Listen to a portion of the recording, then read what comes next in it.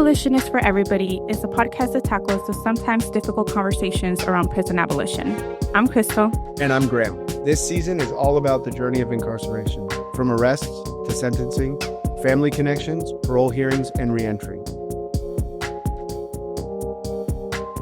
Just a reminder, friends, though the title of this episode may give you some warning, remember that harm itself tends to create situations of alternate harms. There will likely be other painful topics brought up too. Take care of you.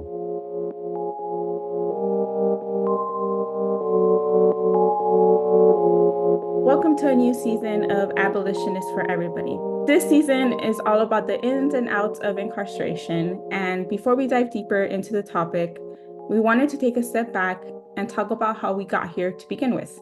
How did we get to a place where the US is a country with the highest incarceration rates in the world? Today, we're joined by a very special guest, Antoinette Ratcliffe. Welcome, Antoinette. Can you please introduce yourself to our listeners who may be unfamiliar with you and your work, and jump right into the conversation? Yeah, absolutely. So my name is Antoinette Ratcliffe. My pronouns are she, her, and hers. I am the executive director here at Initiate Justice. I personally am a Black woman who's impacted by the carceral system. I've had older brothers incarcerated for actually the majority of my life. My brothers have been incarcerated, serving extreme sentences.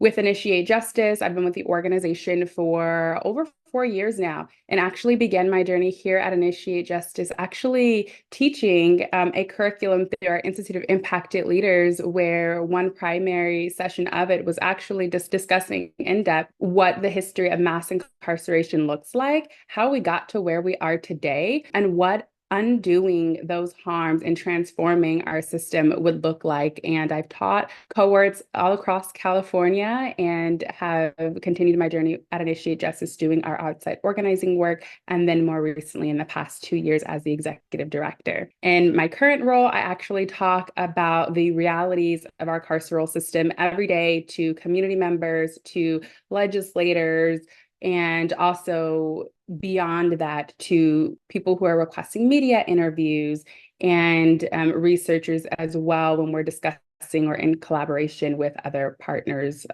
across various sectors. And so that's a little bit about myself and my role and how I'm showing up here in this conversation today. Thank you so much, Antoinette, for being here and for sharing with us. I know the three of us have had previous conversations about the history of mass incarceration, and we can probably sit here for various seasons to talk about how we got here. But curious to know, with your expertise through personal lived experiences and like just everything that you've learned in history, academically, having to go through this with your brothers, where would you begin in telling how we got here? That is a great question, Crystal. And I would begin at the start.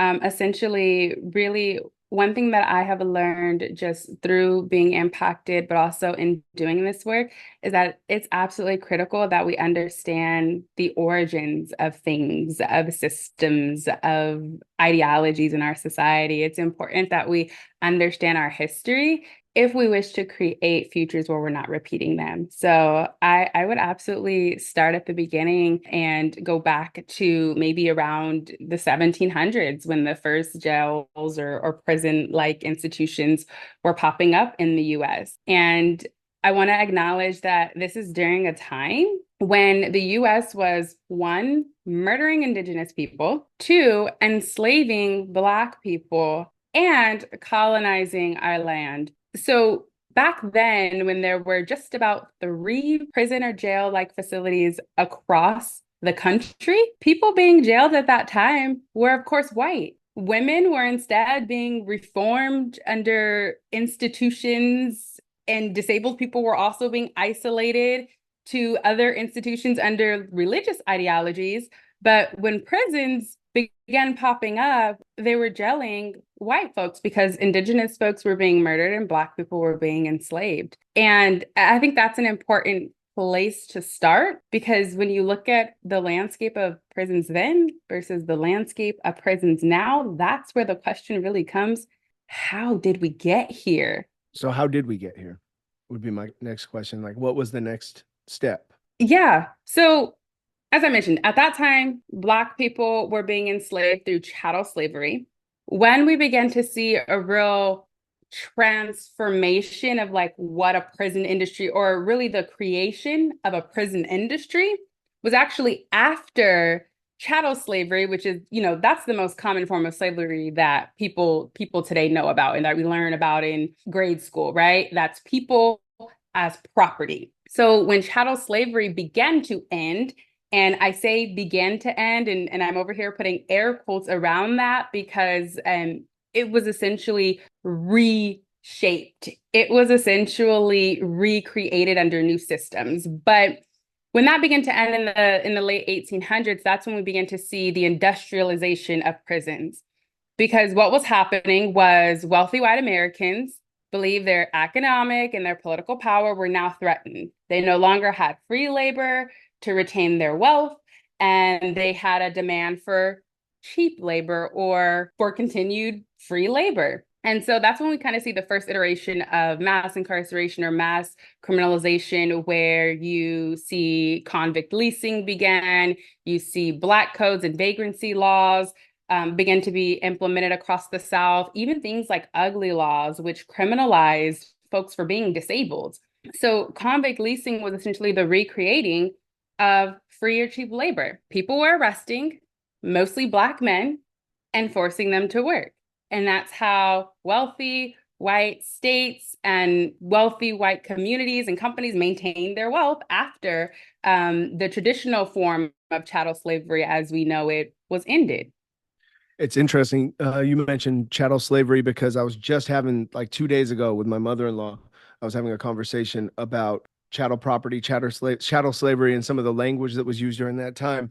And I Mhm. was walking through how, like, economically, and you mentioned economics, and that's an important keynote. Is economically in the North, slavery wasn't needed. It wasn't like by and large, slavery wasn't opposed in the North for humane efforts. It wasn't because people were being considered human at some point when they previously doctrinally weren't considered human. It was because economically they'd entered into the industrial era and plantations weren't used drastically in the North. The climate was Right. different, etc. The South required brute force in the fields to continue the work. So they fought. And so, like, the conversation I was having was around, was the South fighting for states' rights? And I was explaining, like, no, it wasn't about states' rights. It was about states' rights to have slaves. Right. And the North just didn't need it. The South required it. And so, like, walking through, as you said, people, after slavery was abolished, air quotes, after they abolished Right. slavery, they entered the 13th Amendment. They filed the 13th Amendment, and the 13th Amendment said essentially that slaves would no longer be permitted unless convicted of a crime. And that was the key line of the 13th Amendment that was used to build out mass incarceration over the next 150 years, right? Exactly. That's exactly true. And that's where convict leasing came in, right? That's where you see again, mostly Black men are being arrested and then their punishment was being forced to work. And then even beyond that, when you're thinking about sort of the intentionality behind that statement, slavery, is abolished except for punishment of a crime. That's where you see the slave patrols, which were groups of white men patrolling neighborhoods to arrest and violently assault and murder Black people. The slave patrols became the police. And like we said, like chattel slavery became replaced with like incarceration as we begin to know it today, or jailing people for purposes of free and cheap labor. And then, so, like, over the next 100 years or so, you can see the first prison boom. You can watch, mostly through the South, prisons begin to crop up, chain gangs to be a regular occurrence. And then you enter into the civil rights era. And what happened at that point? Yeah, I kind of want to go a little bit back before the civil rights era, just a little bit, because you mentioned something earlier around the necessity behind slavery in the South and the essentially the non-need for it in the North. And before we see the civil rights era, we actually see the Great Migration, where free Blacks are moving to the North. We actually see increase in folks immigrating and settling in the North. So before that even happened, Northern states did begin to industrialize their prison system to build their economies because of that, sort of those two, or as a result of subsequent to those sort of realities of what was happening. So I kind of wanted to go back to that piece, because before we even have that, and where, like I said, 99% of the people incarcerated were white, after we see this sort of industrializing of prisons, now 95% of the Southern prison population is Black. And then you have this large group of others who are migrating to the North, and then Northern states begin to industrialize their prison system, really adopting, right, that model of we can increase our economics in this way. Can you talk a little bit about, because I know that when prisons first appeared, the belief was that through torture and through solitary confinement, folks can be like set right. They criminalized them, said, I'm going to torture them, and then they're all good. Can you talk a little bit more about what was said to be the purpose of prisons throughout those time periods? Because I want to paint a history a little bit of the intentional purpose, what they said what the purpose was, and what we know to be true. Yeah, this is also going to be rooted in sort of religious-based reform, right? And so, as I mentioned earlier, that was essentially already happening for women and for people who are disabled, but it was also happening, for people who were being imprisoned. This idea that like incarceration was the progressive approach to corporal punishment. That's exactly what it was. It's rooted in the religiosity of this country's founding, of the white people who came over and colonized religiosity and their practice of religion. And it progressed into, okay, so we can't put people in stocks because that would be considered inhumane under our doctrines. So we'll incarcerate them in these penitentiaries, which are literally designed to create a sense of penance. It was like a monastery. The original prison in Pennsylvania was like a monastery that was designed with smaller doors, so you had to crawl through them. So you were in a state of humility and silence. You weren't allowed to speak indoors. You had very limited privileges. Your food portions were scarce. You had to stay in a state of penance, and that was supposed to heal you under religious doctrine of the things that caused you to do harm. And so from that point, so now we have several prisons, mostly Black folk are incarcerated in these prisons. We're in the early 1920s, and we start seeing prisons develop more across the nation. What was the reason for that? And I ask it that way because of this. Like the way I look at it, I could be wrong on this. Who knows? But the way I've looked at it is like rich white people start complaining.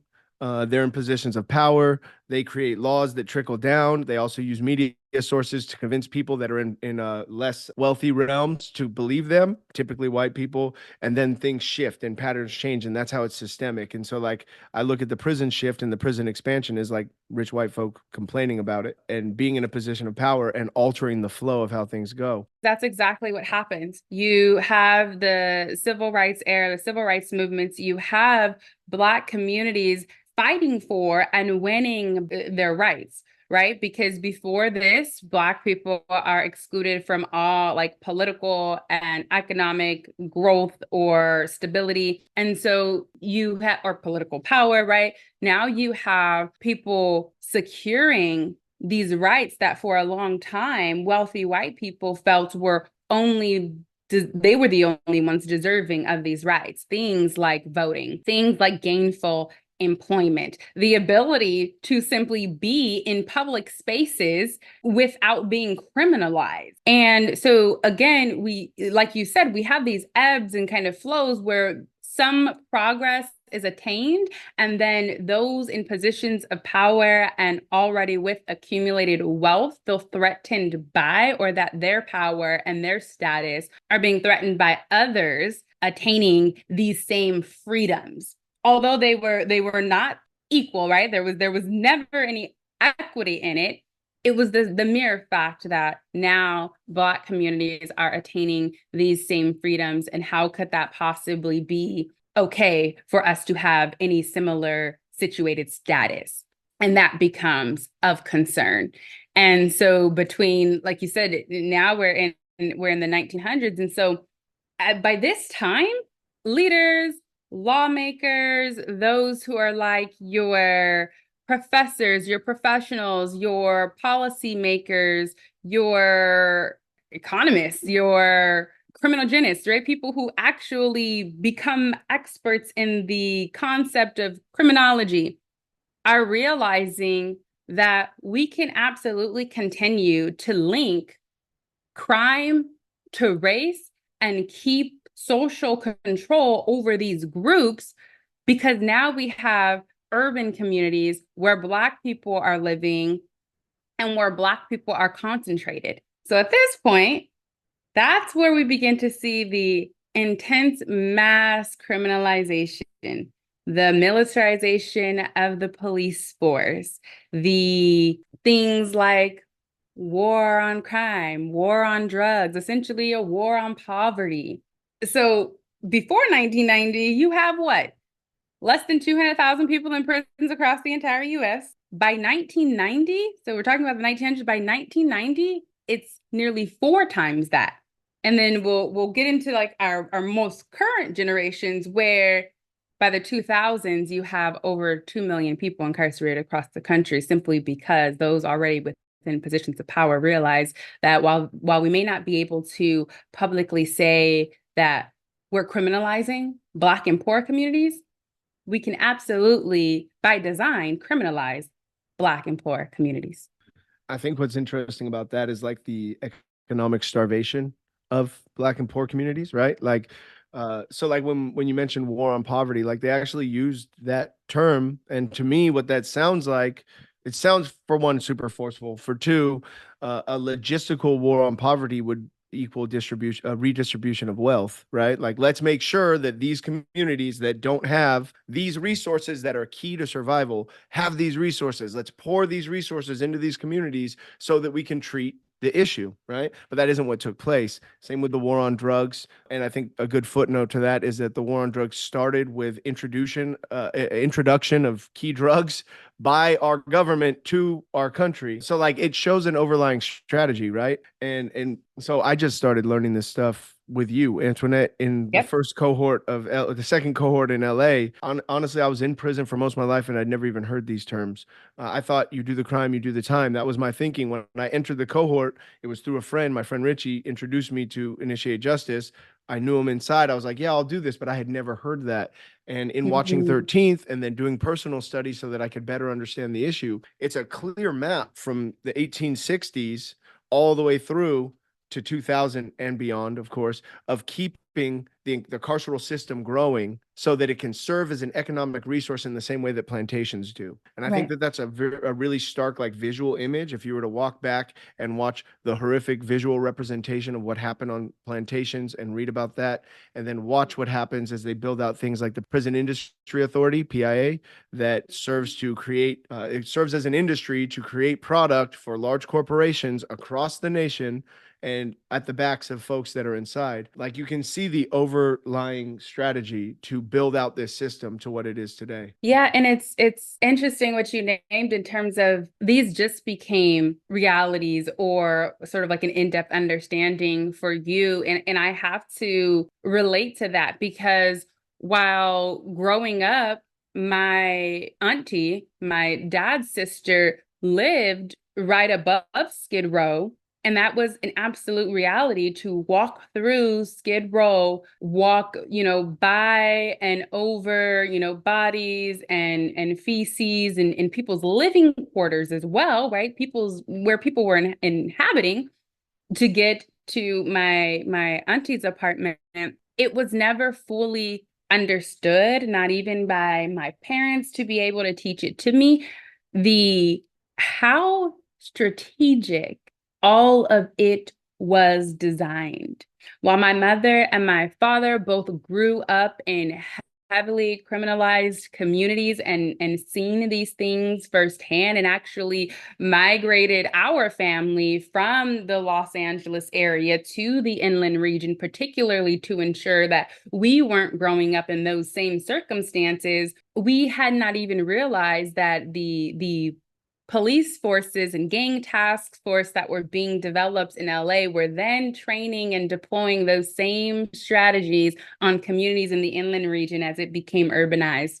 And my brothers became, criminalized while in high school. So we live in these realities, but understanding how strategic it was, it's still to this day, it's mind-blowing. I can recall sitting in the Institute of Impacted Leaders where we watched 13th, the Netflix documentary by Ava DuVernay, and I would encourage any person who has not yet seen that documentary to watch that documentary. I still recall the lawmakers of those times, right, in the 70s and the 80s, the lawmakers and politicians admitting now things like what Nixon's domestic policy chief had said. We knew we couldn't make it illegal, and I'm quoting here, we knew we couldn't make it illegal to be either against the war or Black, but by getting the public to associate hippies with marijuana and Blacks with heroin, and then criminalizing both heavily, we could disrupt their communities. Yeah. It gives me the chills. I remember sitting in that because we were in the same room. Antoinette and I went through the same cohort. And it was an incredibly uncomfortable realization and experience for me because, I'm a white guy, and by proxy, I contributed to this system and also was a part of it. So there was like a contradiction of personality there for me. And it was a very difficult experience. And then I think back now and I think of like the cultural norms that were reinforced through law enforcement, through policy, through media campaigns that bolstered this system within my community. So like I grew up poor and my family knew like we don't fuck with the police. Like that's just it. I remember my grandmother, sweet old English lady, migrated to this country in the 1950s. My dad was the first of our family to be born over here. Everybody else was born in Europe. And that's 10 kids. He was the last. And she told me very clearly, like, oh, I remember when the police came to get your dad the first time. And once you get in their system, you don't want to be in their system. This is before computers, before anything. System looked different in the 1990s. She said, when you get in their system, they'll always come back for you. So don't talk to the police. We never call the police. These were things that I was trained on from a very young age. And I agree with those things to this day. I agree with them as core values, but also the fear, like the step back from confronting that, it was always stay away from them, don't talk to them, and avoid it as much as possible. So where else did that show up in life? And how did that feed the system? Because up until today, in the last 15 years, we haven't like publicly confronted police for the wrongdoings that they do. It was more of like turn away, shy away from this. And I feel like that was built in as a social norm, and that bolstered the system. It contributed to the system being able to gain the power and influence and persuasion and force over our communities that it has today. It absolutely was. And this again, it dates back to the idea and the reality that the police are just the modern day slave patrol. So while that was being taught in your communities, and it culturally had always lived with our Black communities, where you don't look a white man in the face, you see a white man or a white woman, you turn and walk the other way. Right? You are any white person you see is in a position of authority, and you should stop in your tracks, cross the street, look the other way, put your head down, do not engage, don't speak. Do not engage with these people. You should be afraid for your safety when you see the police. And this riddled communities, especially during the time when there was these political wars on poverty and on Black communities, where you have the police force using battering rams, tearing down and breaking through people's homes. You have the police force stopping and arresting and assaulting young Black children for simply walking through their communities. You have the police actually contributing to the system of welfare and childcare that we have, or the child welfare system, where they are breaking into, and I'm going to be honest about breaking into families' homes and stripping babies and children away from their parents simply because they do not have the resources, or they are food insecure, or they are living within the means that they only had access to. I think another component of this is also because when I watch 13th, when I was first introduced to the carceral system and like going through everything that I did with my brother and growing up in a heavily police criminalized community, that was the norm for us. I'm like, this just happens. When they incarcerated my brother along with 30 other people, I'm like, this just happens. And I know one of the buzzwords to hear a lot is the justice system doesn't work. It doesn't work. It's not working, which is not the case. Another component to this, and y'all can go back to season 3, is that just how smoothly everything works and how intentional everything works. There's still the large belief that cops do keep us safe. Prisons are for our own safety. So can we talk a little bit more about, for those folks who are still listening and still like, I don't know, maybe they went into that home for a reason. Maybe they arrested Crystal's brother for a reason. Can we talk a little bit more and give more examples on the intentionality? Because when I watched that documentary 13th, I was like, oh shit, my brother's incarceration has been like decades in the making.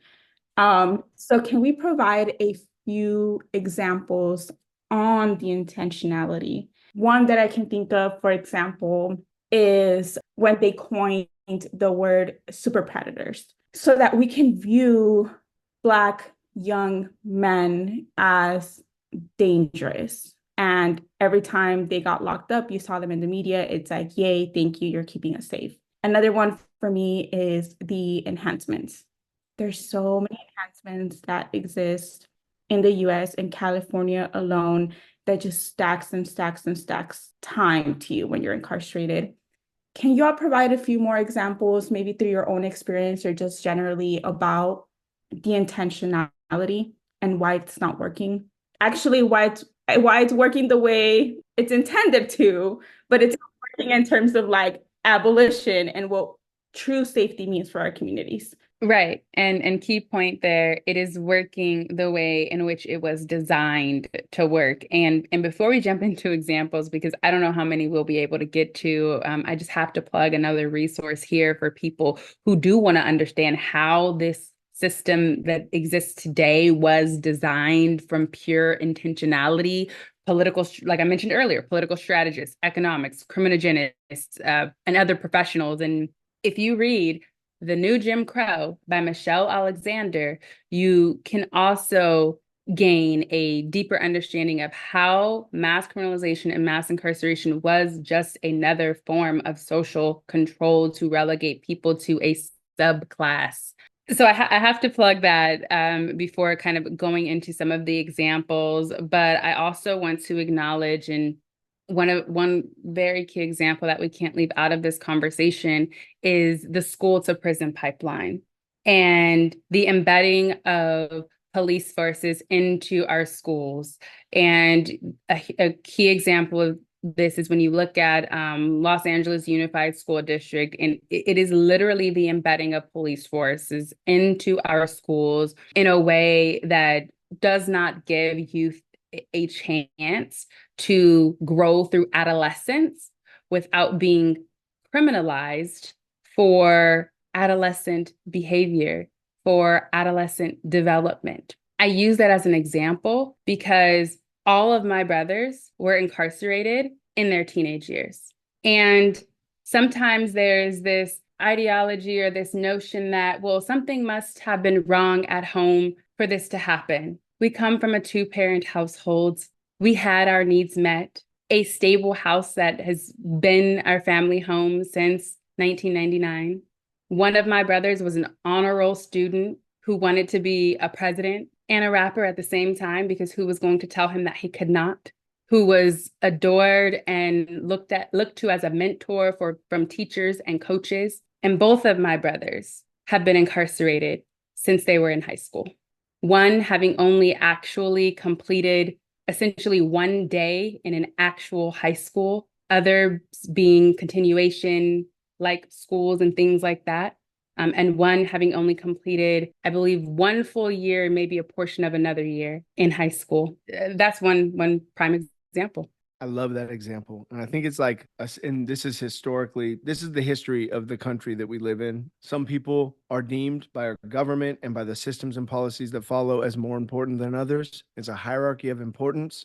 I've always called it the cradle to prison pipeline because impoverished communities that are deprived of resources from birth, you're going to start developing the trauma responses that lead you into school where you're then ignored, or the school is overpopulated and overpoliced, and then into adulthood where you're criminalized and lack the resources to have adequate representation in court. So you get the maximum sentence and you go into prison and you're forgotten, where you have to work by law, mandatory that you have a job. If you get a job ducket in prison, I was there, I know this for a fact. You get a job ducket, you're going to work. If you don't, you get more time. They will keep you in prison essentially forever if you refuse to work. Or to the maximum exposure of your sentence. So like this, the cradle of the prison pipeline is what I've always referred it to, and it's based off of a system that deems some people more important than others, more valuable than others. And it sounds like a simple equation, but it's very, very complicated and obtuse when you think of the policy work that has gone into play strategically to make sure that this takes place. And the key example that I would pull up, if I was going to pull up an exact example, is the educational model itself. We have a factory model of education. The factory, that's literally what it's called. The factory model of education was taken from European countries during the industrial era and basically reverse engineered to work for the stretch of this country at that time.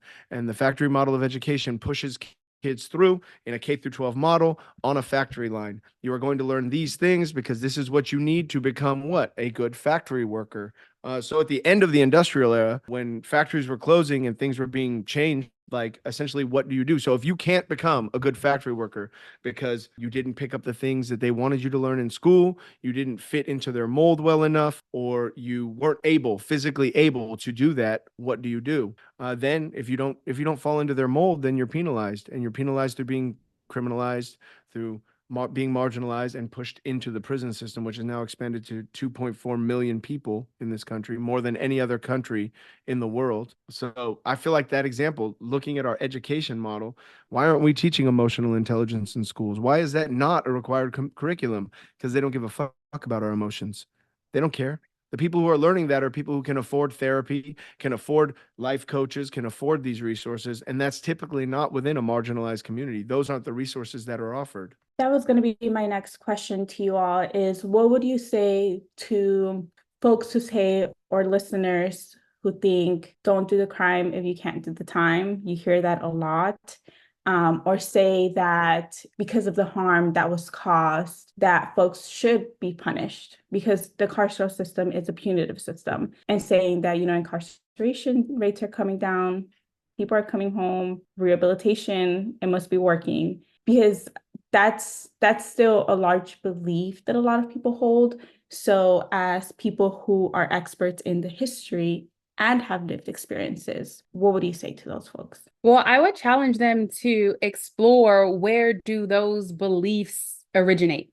Why do you believe this in the first place? Because again, as I named, this is the creation of a system of social control. It's a social construct. And so those ideologies that you may believe were embedded into you from birth through a plethora of other mechanisms that make up what is called our society. So I would challenge that belief directly. And then I would also, I think a huge piece of the understanding that quote unquote prisons are rehabilitating people, I would empower you to think through in your own experiences, either the worst harm that you've caused.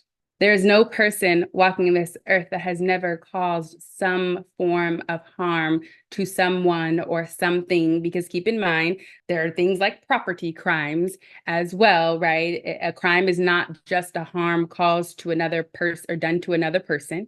I would ask you to question and challenge, why are the corporations that are harming our communities at large not in prison, right? I would challenge all of those beliefs by questioning everything that you have been taught, because that is a lot of the journey that I am on today and in the past few years and continuously, is unlearning what those in positions of power with access to media and et cetera, et cetera, et cetera, have conditioned me to believe. I love that because that's the work I do. And that's like for me, because I can only go off my own personal transformation and then observe what works for other people. And I believe like beliefs are everything. So for you to say that right now just meant the world to me because beliefs are everything because they're actually really nothing. They come from nowhere. They were for a purpose at a certain time that we may or may not know. They served a purpose in that time. And as things developed, it oftentimes serves a different purpose. I believe in challenging every beliefs around masculinity, beliefs around carceral system, beliefs around trust in government, beliefs around these things. That's the root of everything. At some point, we were taught, all of us at some point or another, we're taught that punishment works. Statistically, it's proven not to work. Statistically, it shows positive and negative reinforcements work. Punishment only works based on fear. So we have a culture that's navigating a realm of fear. I like to, in groups that I work with, lay out an example. So right now, recidivism rates, which means return to prison rates, are at something like 67%. Previously, before groups were going into work in prisons, it was at 89%. That's pretty high. So that's averaging just about 9 out of 10 people that get out of prison go back. So we can look at stigmas, how that feeds it. We can look at addiction and things that are untreated, trauma that's untreated, and that feeds it. But all in all, let's say somewhere between 6 and 9 people go back. If you line 10 people who are fresh out of prison up against the wall, you can take between 6 and 9 of them and push them back to prison. And you go, why? Why did these people stay out? Well, the number went down because we're working to develop emotional intelligence, understand remorse, because most of us weren't even taught what empathy is or that we're supposed to show empathy. So how am I supposed to do that when another person is harmed, care what they're going through? So you learn these things, which should have been learned early in life. Afterwards, the number has gone down because of that. The remaining 1 to 2 people stay out just based on fear of going back. And that shows you what the system does. So you have a society of people, the only people that are staying out of prison essentially are staying out because of fear of going back. That's not a working system. You're building a society that's based on fear of reprisal. That's a terrible system. So I fully agree and endorse the idea of questioning belief systems. I think every belief, political alignment, religious alignment, all of your alignments, everything that you're like, this is an absolute truth. Look at that shit. Question it. Walk it back and find out where it came from and why you believe it. And our belief around the prison system, if this worked, if the prison system worked, then crime rates would continually be reducing. If policing and jailing worked, then rates would be reducing. But we have a reactive policy. We say, okay, well, I heard this, I call the cops, not me, someone else in a hypothetical. But this person calls the cops and the cops respond or react to what's taking place. There is zero preventative measure taken in that. Oftentimes it doesn't stop anything from happening. What's happening has already taken place. So we have to walk back and look at our beliefs around reaction versus prevention, right? Let's figure out how we can be preventative in our society. I also want to highlight something that you touched upon, Graham, is the intentionality of the prison industrial complex when you come home. Because that was my brother. My brother was incarcerated for 5 years when he was in his 20s. He came home, built a life, had a daughter, and now he's been incarcerated for 5 years. So altogether, he's been gone for 10 years, and we still have a way to go. But even coming home, right, you are told you do this time because of the harm you caused, yet when you come home, you are labeled a convict, a felon. You were an inmate. You can't. In California, if you are on parole, you can vote, but in most states, you cannot vote. Housing, you cannot get housing, you cannot get jobs, there's background checks, etc. And one quote that stood out to me, and I'm paraphrasing here with the book that Antoinette recommended, The New Jim Crow, was us refusing to help these individuals and creating systems that punishes them and incarcerates them says more about us than it does about them. And that quote stuck with me. Think about it every single day when we talk about abolition and incarceration. I want to acknowledge some of what both of you said. Crystal, what you named in terms of the way in which we react says more about us than about them. And Graham, what you said in terms of looking at where these belief systems or value systems come from. At one point in time, it was permitted for wealthy white people to rape, murder, kill, and hold captive Black people simply because They were Black people, to rape, murder, and starve Indigenous people simply because they are Indigenous people. And that was not deemed a crime. So I understand that people believe you do the crime, you do the time, or you caused harm. So now you must be punished, and definitely challenge that.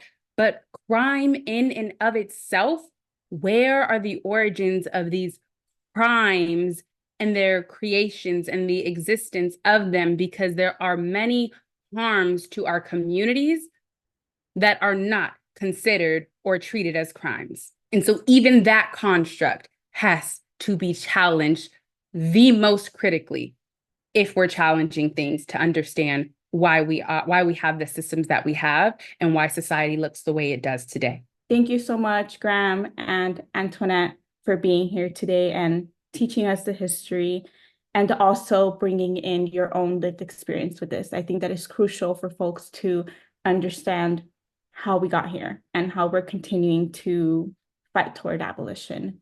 Now, before we go, is there anything that we miss or anything else that you want our audience to know about the history and how we got here? Yeah, I think when we talk about the history, but also where we are today, we have to be hypercritical of state surveillance. It played a critical role in getting us to where we are today, and it still today is one aspect that essentially is creating a new form of social control. So if you remember at the beginning of this conversation, I said it with air quotes, the beginning to the end of slavery, because that was in its current form, but it continues to persist today in other forms. And we are still pushing through the state legislature to get something on the ballot to permanently end that exception that's in our state's constitution. Well, while there may be some recent decline in things like prison populations, approximately 3 million people across the nation are on some form of community supervision like probation and parole. There are some people who have been subjected to lifetime probation or parole. People who have spent decades or more under state surveillance, which essentially is the recreation of this system we are working so hard to transform. Thank you for pointing that out. I love that. If I was to say something we missed, I don't even know if we missed this because we touched on it. Antoinette touched on it when she talked about the masses of laws and investigating the roots of it. And I think it's important to reflect on, like, and I can't quote the source of this statistic. I watched it in a documentary and I can't remember the name. And I can't verify its factual basis, but I will say that the documentary told me that the average American breaks 3 laws every day without even knowing it. And I thought that that was really telling because we have tomes of penal codes that we haven't investigated. There's cities that you can't like wear hats on Tuesdays and you can't what these are still laws that are on the books, right? That we haven't investigated, we haven't torn down, we haven't dismantled. And with that, we have all the laws that very intentionally marginalized the majority of our population to the benefit of the minority of the population, to the rich white business owners of our population. And so like we need to investigate those things and continue dismantling these laws and continue trying to reach some level of equity, but really it's about tearing this system down and building a system that's based on care, that doesn't harm, and that when harm occurs, we have an actual accountable response. That's what I'd say. That punishment doesn't work. For me, one thing I want to highlight is I want to encourage listeners to pay attention to the stories of the guests this season. Absorb everything that Antoinette just mentioned. And even though the words and their stories don't say intentionality, none of us really said that. Pay attention to their stories. Go back and listen to the stories of Antoinette and her brothers and just realize just how intentional everything was, the prison industrial complex, and just how traumatic their stories were and how they're still dealing with the effects of the system. And, go watch 13th, go read The New Jim Crow. Another great book is Prisons Make Us Safe and 20 Other Myths About Mass Incarceration by Victoria Law, so that you can absorb all of this information and begin challenging what the media and the US tell us about prisons. You've been listening to Abolition is for Everybody. Be sure to follow us at @abolitionis_ on Instagram, Facebook, and X for regular updates. To support, please rate and comment wherever you listen to your podcasts. Those 5-star ratings help our people find their way to us. So thank you.